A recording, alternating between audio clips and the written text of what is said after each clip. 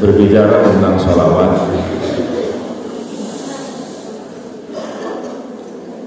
di dalam catatan kaki itu disebutkan di dalam surat Al-Ahzab 56, Allah Subhanahu wa ta'ala berfirman, innallaha wa malaikatahu yusholluna 'alan nabi ya ayyuhalladzina amanu shallu 'alaihi wa sallimu taslima. Sesungguhnya Allah dan malaikatnya bersalawat kepada kanjeng Nabi. Orang-orang yang beriman, bersalawatlah kalian semuanya kepada Nabi Muhammad sallallahu alaihi wasallam. Salawat dari Allah, salawat dari malaikat, salawat dari kita. Satu kata namun berbeda makna. As-salat minallahi rahmah. Salawat dari Allah itu berarti rahmatnya. Wa minal malaikah al-istighfar. Salawat dari malaikat itu artinya memintakan ampunan. Wa minal mu'minina ad-du'a. Dan salawat dari kita kaum mukminin adalah doa kepada Allah. Maka perbanyaklah untuk membaca sholawat. Baginda Rasul sallallahu alaihi wasallam bersabda, awalan nasi bi yaumal qiyamah aktsaruhum alayya salata. Orang yang paling utama di hari kiamat adalah orang yang paling banyak membaca sholawat.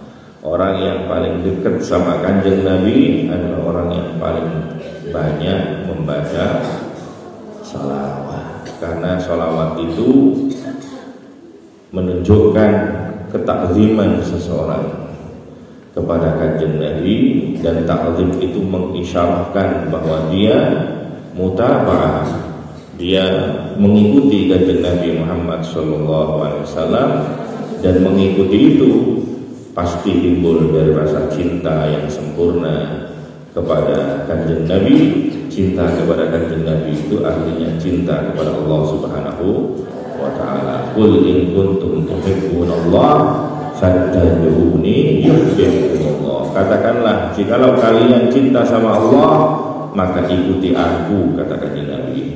Fattabi'uni yuhibbukumullah, maka kalian akan dicintai oleh Allah. Wa yaghfir lakum dzunubakum, dan Allah akan memberikan ampunan kepada kalian semuanya. Pada hadis yang pertama, man shalla 'alayya salatan wahidah, barang siapa yang membaca salawat satu kali, maka Allah membalasnya dengan 10 kali untuknya, menghapuskan 10 dosanya, dan mengangkat 10 derajat untuknya. Ini luar biasa. Maka di dalam catatan kaki yang berikutnya halaman 6 itu, Al-Faqih Abu Laith beliau berkata, idza aradta an ta'rifa anna salata 'ala nabi sallallahu alaihi wasallam afdalu min sa'iri ibadah fanzur wa tafakkar fi qoulillah subhanahu wa ta'ala innallaha wa malaikatahu bil ayati. Jikalau kalian ingin mengetahui ketinggian atau kemuliaan sholawat daripada ibadah yang lainnya, jikalau engkau ingin mengetahui bahwa sholawat itu kedudukannya lebih tinggi daripada ibadah-ibadah yang lainnya, maka silahkan baca dan renungkan ayat innallaha wa malaikatahu yusholluna 'alan nabi ya ayyuhalladzina amanu shallu 'alaihi wa sallimu taslima. Coba periksa ibadah-ibadah yang lain, Allah hanya memerintah saja. Tatkala Allah memerintahkan kita puasa, Allah puasa enggak? Kalau Allah puasa bukannya pakai apa? Tatkala Allah memerintahkan kita sholat, apa Allah sholat? Sholat itu menghadap Allah. Kalau Allah sholat, menghadap siapa lagi? Tatkala kita diperintahkan untuk berhaji, Allah haji kan? Masa haji Allah subhanahu wa ta'ala? Tapi tatkala bersolawat, kita diperintahkan untuk membaca solawat, maka sebelum Allah memerintahkan kepada kita, Allah sendiri terlebih dahulu bersolawat kepada Nabi Muhammad sallallahu alaihi wasallam. Maka dengan ini jelas bahwa salawat itu melebihi daripada ibadah yang lainnya. Ada seorang ulama berkata, tatkala ditanya lebih baik mana, Al-Quran apa salawat? Maka ulama tersebut menjawab, jikalau engkau bertanya lebih baik mana, Al-Quran atau salawat, tentunya lebih mulia Al-Quran, karena Al-Quran itu adalah ciptaan langsung Allah, firman-Nya Allah. Adapun salawat yang kita baca adalah salawat berasal dari kita manusia, tentu lebih baik Al-Quran. Tapi tatkala yang kamu tanyakan itu lebih baik mana, kita menyibukkan diri dengan memperbanyak salawat atau dengan memperbanyak baca Al-Quran, maka jawabannya bisa berbeda. Coba lihat, orang membaca Al-Quran, setiap hurufnya diganjar dengan 10 pahala setiap huruf. Iqra'ul Quran fa innakum tujaruna bi tilawatihi bi kulli harfin asyra hasan. Baca Al-Quran karena kalian akan diberikan pahala dari setiap hurufnya 10 kebaikan. Jadi satu huruf dibalas dengan 10 kebaikan. Tapi bandingkan dengan membaca salawat. Tatkala kita membaca salawat, sebagaimana hadis yang pertama, kita membaca salawat 1 kali, maka Allah membalasnya dengan bersalawat kepada kita, untuk yang membaca 10 salawat. Dan salawat dari Allah itu maknanya tadi adalah memberikan rahmat. Tatkala kita membaca salawat 1 kali kepada kanjeng Nabi Muhammad sallallahu alaihi wasallam, maka saat itu Allah membalas dengan memberikan rahmat 10 kepada kita. Dan itu langsung dari Allah, rahmat itu. Dan menurut menurut ulama ini, rahmat satu saja dari Allah itu ta'dil kullas thawab. Satu rahmat dari Allah akan mengalahkan semua ganjaran, semua pahala, karena rahmat itu langsung dari Allah Subhanahu wa ta'ala. Maka bagaimana dengan 10 rahmat? Belum lagi ditambahi dileburnya 10 kesalahan dan diangkatnya 10 derajat di sisi Allah Subhanahu wa ta'ala. Maka perbanyaklah untuk membaca salat. Jangan jemu-jemu, bosan-bosan untuk membaca salat. Allahumma shalli ala Muhammad. Bahkan di dalam doa selipkan sholawat.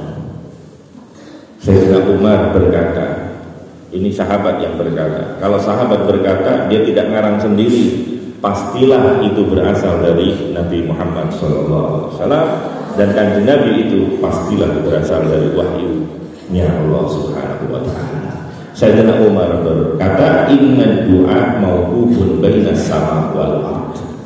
Sesungguhnya doa yang kita panjatkan itu akan terhenti di tengah-tengah antara langit dan bumi, berhenti di awang-awang.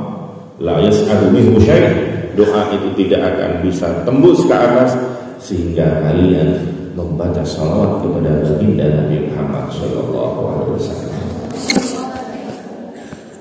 Maka setiap doa yang kita panjatkan itu kita senantiasa bersolawat kepada kanjeng Nabi Muhammad sallallahu alaihi wasallam. Ubay bin Ka'ab yang digelari dengan Sayyidul Qurra, pemimpin dari para sahabat yang ahli membaca Al-Quran. Ubay bin Ka'ab ini satu saat bertanya kepada baginda Rasul sallallahu alaihi wasallam, "Ya Rasul, seberapa banyak aku harus membaca sholawat di dalam doa yang dipanjatkan itu?" Maka baginda Rasul menjawab, "Masyita, terserah kamu. Sing penting ono sholawat." As-sulus ya Rasulullah, sepertiga. Jadi cara dungane ning sak jam, sepertiganya itu dibuat membaca sholawat. Bagaimana kalau sepertiga ya Rasul? Maka Rasul mengatakan, "Masyita, terserah. Wa in zitta fa huwa khairul lak." Tapi lek ditambahi, tambah top, tambah bagus. Ya sudah Kanjeng Nabi, an-nisf, separuh ya Rasul. Masyita wa in zitta fa huwa khairul lak. Terserah kamu. Kalau ditambahi lagi, tambah bagus. As-sulusani ya Rasulullah. Ya sudah, kalau begitu 2/3 ya Rasul salawatnya. Masyita, up to you.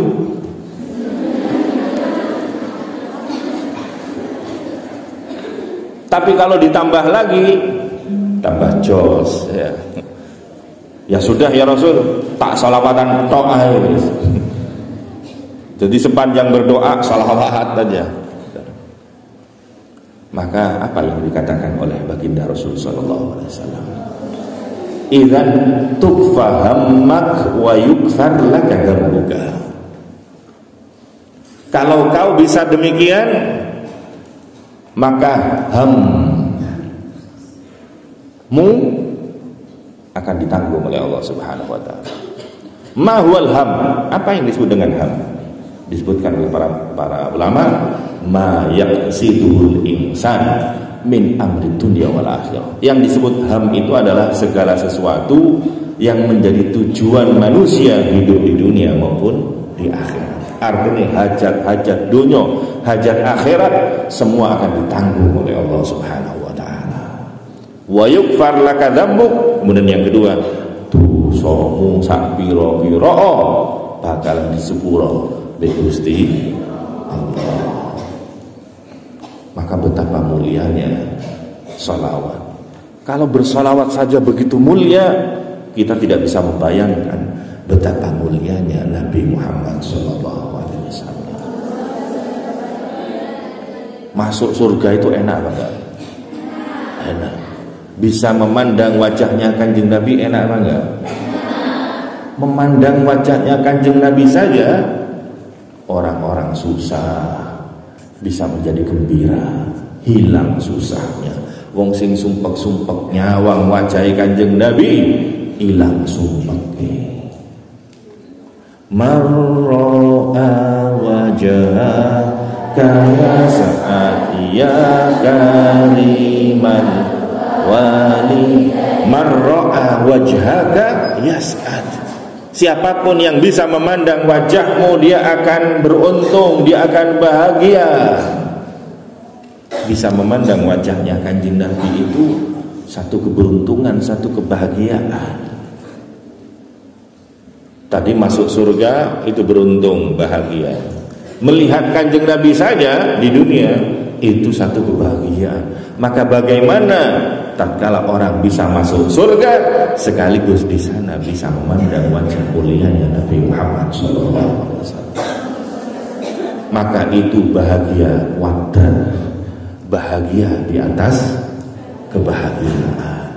Maka mudah-mudahan kita mendapatkannya. Amin Allahumma amin. Kemudian ada kisah ini diceritakan oleh Al-Faqih Abul Laits di dalam kitab Tanbihul Ghafilin. Ini disebutkan satu ketika Sufyan Ats-Tsauri, beliau adalah seorang tabi'i, lahir pada tahun 96 Hijriah, wafat tahun 161 Hijriah. Ini pembesar daripada tabi'in Sufyan Ats-Tsauri. Satu saat beliau berhaji. Pada waktu tawaf, ngerti tawaf ya? Apa tawaf itu? Mengelilingi Ka'bah. Itu bahasa kamu. Kalau bahasanya orang Malaysia, pusing-pusing. Saya pernah waktu tawaf, itu ada orang di depan saya. Itu kan desek-desekan kalau tawaf itu. Gak ada jaga jarak dulu, kalau sekarang jaga jarak. Kebetulan saya lebih tinggi dari orang tersebut. Dan orang itu pakai kalung berupa buku biasa Pak, waktu manasik gitu. Nah, itu sehingga saya bisa melihat dengan jelas dari belakang buku yang dibaca. Di situ tertulis doa pusingan pertama.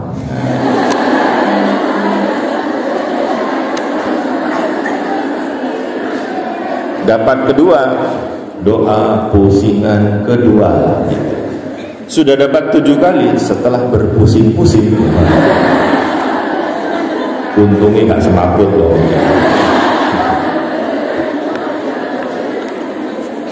Sufyan Ats-Tsauri satu saat berpusing-pusing. Apa namanya? Tawaf.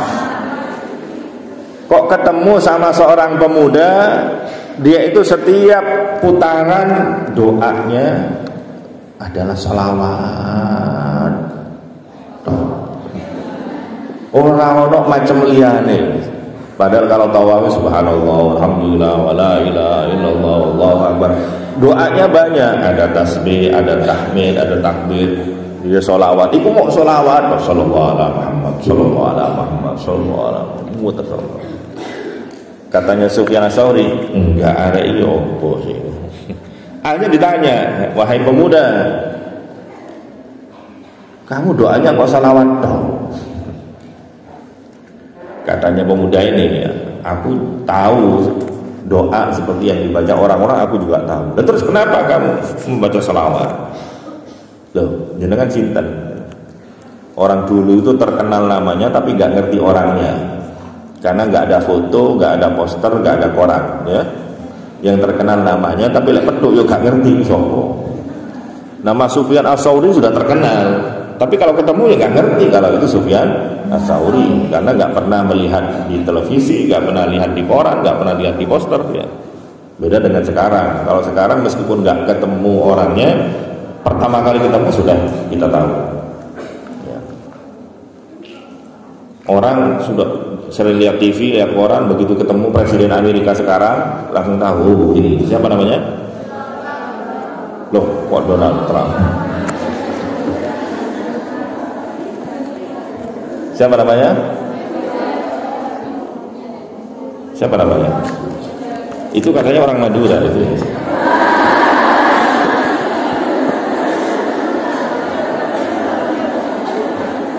Namanya Joe Biden.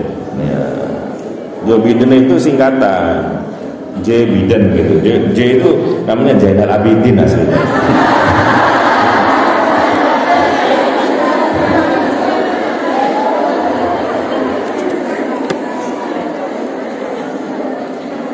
Lah jenengan sinten? Saya Sufyan Ats-Tsauri. Subhanallah, kalau bukan sampean yang tanya, aku tidak akan pernah membuka rahasia ini. Memangnya ada apa?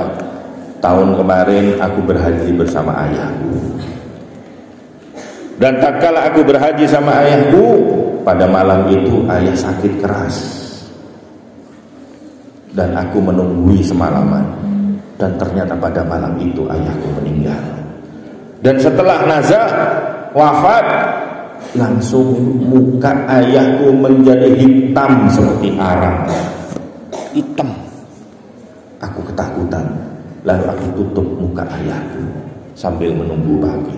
Aku ketiduran karena capek nunggu ayah itu. Dan di dalam mimpiku ternyata aku melihat ada seseorang yang dia pakai pakaian putih-putih, bersih, baunya wangi, pria itu tampan sekali, dan itu kemudian mendekati mendekati jenazah ayahku. Kemudian pelan-pelan dia buka penutup wajahnya, kemudian diusap muka ayah. Dan aku yang melihat itu keheranan, karena begitu diusap, wajah bapakku yang hitam tadi itu kemudian menjadi putih lagi. Ditutup sama orang itu, dan orang itu lalu pergi. Karena penasaran, aku kejar orang itu dan aku pegang bajunya. Dan saya tanya, "Man anta?" "Man ana?"